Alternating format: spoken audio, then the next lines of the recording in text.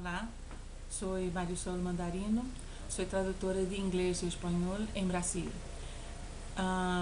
Actualmente vivo en Salamanca, donde estoy estudiando, y, en esta mi estancia en España tuve la oportunidad de conocerle a nuestro amigo Gabriel Cabrera, que me ha invitado a hacerles este vídeo. Bueno, hoy les voy a hablar de mi experiencia con el bilingüismo en nuestra casa. Estoy casada con un brasileño y tenemos dos hijos varones, uno de 14 años y el otro de 11. Empezamos a hablar español en mi casa cuando mi hijo mayor tenía ya 1 año y medio, todavía un niño, un nene, pero ya había empezado a hablar algo en portugués. Entonces, como teníamos amigos que eran japoneses y que hablaban siempre japonés en su casa, tuvimos la idea, ¿por qué Marisol no le habla en español?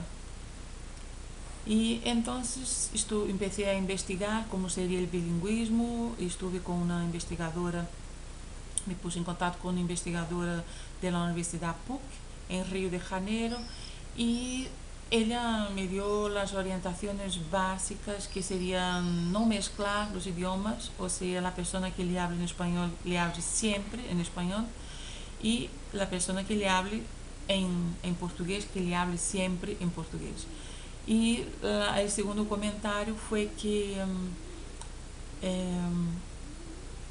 esto podría hacer con que el niño empezara a hablar más tarde. Como mi hijo de 14 años, el mayor, ya había empezado a hablar, esto sí que lo pude, yo no pude confirmar esto con el hijo mayor, pero esto sí que lo pude confirmar con mi hijo de 14 años, porque él tardó 3 meses más en hablar, pero ya tenía la orientación de la investigadora y no pasó nada. Cuando empezó a hablar y hoy habla por los codos, ningún problema. Siempre habla mis dos hijos siempre me hablan en portugués, y no le pongo ninguna presión para que me contesten en español, porque me entienden todo el tiempo en español. E incluso cuando eran pequeños les ponía unos juegos o unas actividades de interpretación que por supuesto no se enteraban que les estaba poniendo a prueba, pero yo le mandaba unos mensajes a mi marido a través de mis hijos. O sea, les daba el mensaje a mis hijos en español y les pedía, mira, dile a papá que... Y entonces que ellos iban directamente a mi marido y le transmitían el mensaje tal y cual, perfectamente, sin ningún problema de comprensión, nada. Bueno, entonces siempre les hablé prácticamente desde siempre en español, pero a los 8 años, cuando mi hijo mayor tenía 8 años, y yo me enteré que había el programa del CIDEAD, que le permite a los españoles en el extranjero seguir estudiando en la escuela a distancia. Y entonces, como vivimos en Brasil, tuve que comprar los libros de la escuela pública, aunque aquí en España sean gratuitos para los estudiantes. Vivíamos en Brasil y los tuve que comprar, libros de español, de lengua, de matemáticas, de inglés, de todo, de geografía. Y entonces estudiamos todas estas asignaturas 1 hora al día, mezclando un día geografía, otro día lengua. Y en este caso mi hijo mayor fue el único que hizo ese estudio conmigo, 1 hora al día, y esto lo hizo por 3 años. Al cabo de 3 años ya se ponía un poco, mira, ¿por qué yo? ¿Por qué tengo que aguantar la escuela brasileña y la escuela española y no sé qué, no sé qué? como no tenía más el interés del principio y ya le había puesto varios conceptos y varias estructuras de la lengua que le ayudaron muchísimo. Yo no hice ninguna presión para que siguiera. Mira, no quieres, al menos concluimos el curso de este año y estará bien.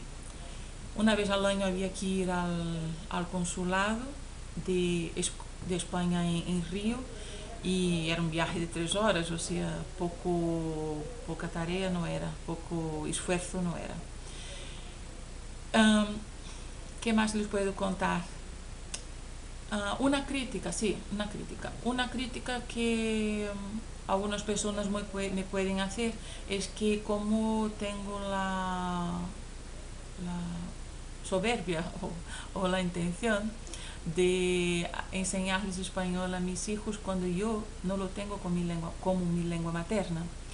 Bueno, a mí me parece que ha sido bastante provechoso hasta el momento porque ellos no tienen ningún problema en entenderles a los españoles o a los peruanos o tal vez a los argentinos porque hablan bastante distinto, pero los tienen unos sonidos más peculiares, pero no tienen ningún problema en entender la gente que habla en la tele española o algo así. Y yo creo que cada vez más vamos a tener en el mundo esta tendencia que es de las lenguas más importantes como el inglés y el español, que hay que entenderlas con acentos, con los acentos más diversos, más variados que hay en el mundo, como los indios hablando inglés, como los brasileños hablando español, lo que sea. Y esto es una tendencia que hay que tener en cuenta. Entonces no tengo ninguna pretensión a hablar un español correcto en mi casa, hago lo mejor posible y siempre que tengo alguna duda la buscamos y la investigamos juntos o después les cuento lo que he encontrado o algo así. En mi familia, bueno, mis padres son de Galicia, o sea, no tuve ningún tipo de ambiente bilingüe en mi casa. Ellos emigraron Brasil hace 50 años, no hablan ni el español ni el gallego, ya hablan más portugués que otra cosa.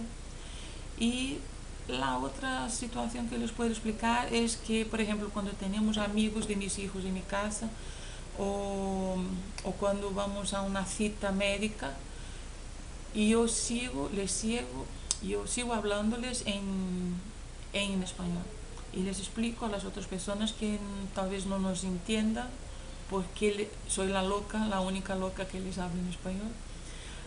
Les explico que somos bilingües en nuestra casa y así se puede enterar que hay una realidad distinta de la que tienen. Como sabéis, Brasil es un país muy grande y con una gran extensión de tierras y es muy raro que haya una familia bilingüe en el interior de Minas Gerais, que es donde vivo. Entonces, esta es una realidad que para los demás le puede parecer un poco así, mira, esta se quiere poner de aquí de importante, pero es lo que pasa y así lo vivimos y estamos muy felices. Muchas gracias y hasta pronto.